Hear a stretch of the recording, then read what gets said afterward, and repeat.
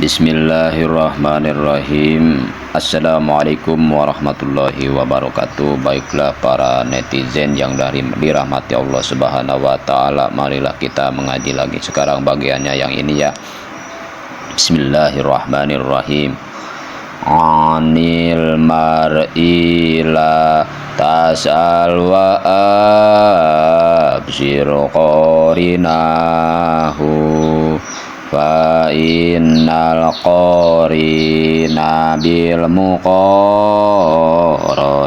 yaqtadi fa in kana dasyarin fajanibuhu sur'atan wa in kana da khairin faqarinhu tahtadi wa in kana da khairin faqarinhu tahtadi.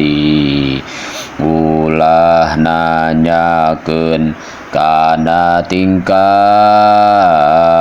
nah hiji jalma, tapi tanya mah babaturana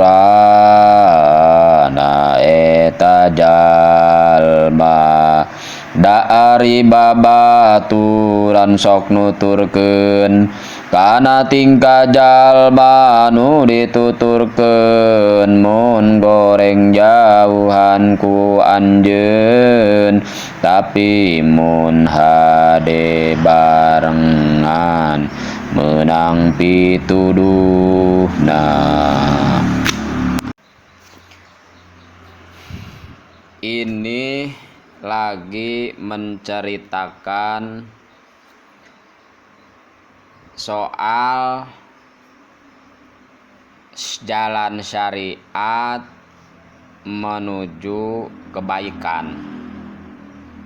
Itu maksudnya. Referensi ya, sebagian referensi atau dalil atau sanad kita dalam mengikuti aturan agama, di antaranya tentang berteman dengan orang baik atau berteman dengan orang fasik. Nah, di sini ya. Gampangnya mah usahakan jikalau kita ingin jadi orang baik secara syariat ya, bukan secara hakikat ya, ini tuh ya. Secara syariat kan ada tarekat, ada syariat, tarekat, hakikat kan gitu ya. Ininya tuh apa, ketertibannya tuh, rundayanya tuh ya. Nah, ini ke jalan syariat, ketika kita apalagi kita misalkan sebagai pelajar pengen jadi orang baik ya, ikut atau berbarengan dengan orang-orang baik gitu. Ada kata lain, kalau kita berhubungan dengan minyak wangi, maka kita juga akan terbawa wangi. Begitupun sebaliknya, kalau kita berhubungan dengan orang yang dengan barang yang mambu-mambu, maka kita juga akan kebawa mambu, bahkan lebih dari itu. Terkadang kita bisa jadi dipitnah sama teman kita sendiri. Contoh fitnahnya tuh kayak gini, yang ngambil barang si B itu adalah teman kita, kita tidak ngerasa ngambil, tapi sama teman kita itu dituduh mengambil barang si A. Buktinya ditaruh sama teman kita itu, barang yang telah diambilnya ditaruh di tas kita umpamanya tuh. Celakanya tuh seperti itu, untuk meminimalisir lah gitu ya, meminimkan keburukan lah maksudnya di sini tuh ya. Adapun secara kedalam-dalam mah ya lebih dalam gitu. Ini mah gitu ya, ini mah lebih dalam gitu. Kalau kita memang udah ilmunya tinggi, keimanannya kuat, boleh kita berteman dengan orang fasik dengan tujuan mengajak si fasik itu ke jalan yang benar, bukan malah kita ke bawah fasik. Nah, gitu. Banyak pokoknya mah di dalam setiap perilaku pasti akan ada problem dengan fikih gitu kan ya. Intinya mah kalau yang lebih jauh-jauhnya mah kita berteman dengan orang kaya, mudah-mudahan kekayaannya untuk kebaikan. Kita berteman dengan orang miskin supaya kita tawadu, bukan malah apa? Menindas, menyuruh-nyuruh, mijitin dan sebagainya.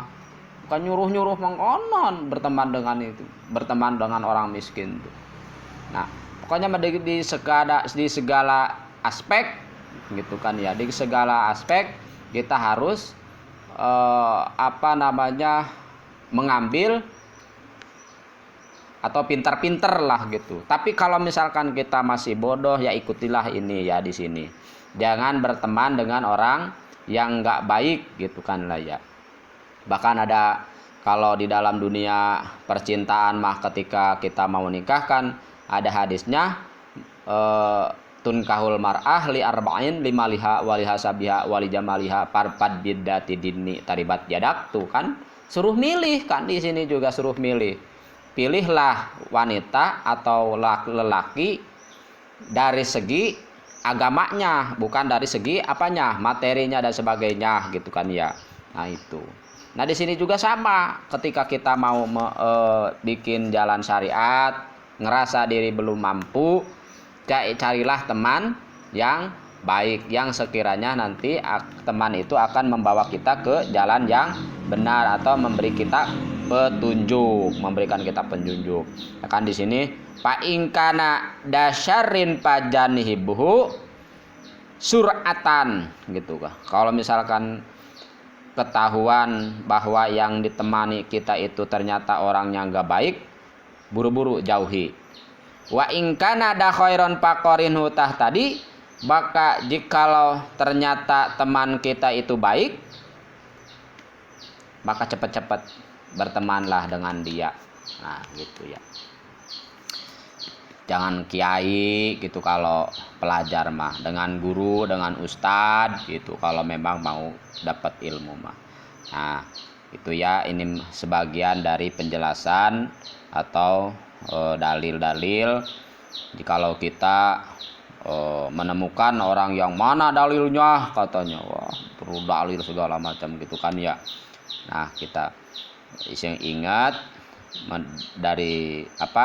dari guru kita yang mengatakan duh bolo konco priyo wanita ojo sing ngaji syariat bloko.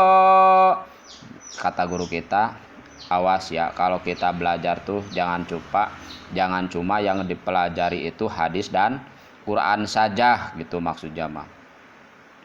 Dur pinter dongeng nulis lan moco tembem burinde bakal sangsara, wibawa hancur gitu. Kalau misalkan kita kekeh belajar Quran dan hadis, nanti akan pandai menyesatkan orang, bid'ah dan sebagainya, masuk neraka, togut, kafir ke orang tuh, darahnya halal gitu nanti tuh. Nuduh orang jelek nanti tuh. Nah, ya pinternya tuh gitu.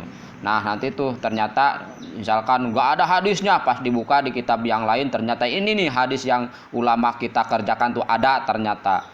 Jikalaupun memang di dalam misal kamu udah ngaji seluruh kitab sealam dunia gitu misalkan ya, udah kamu kaji, memang kamu mengetahui bahwa itu tidak apa yang dijalankan ulama kita itu ternyata tidak ada hadisnya, berarti kalau memang kamu bertanggung jawab, berarti itu memang tidak ada hadisnya, tapi itu diambil dari ijma.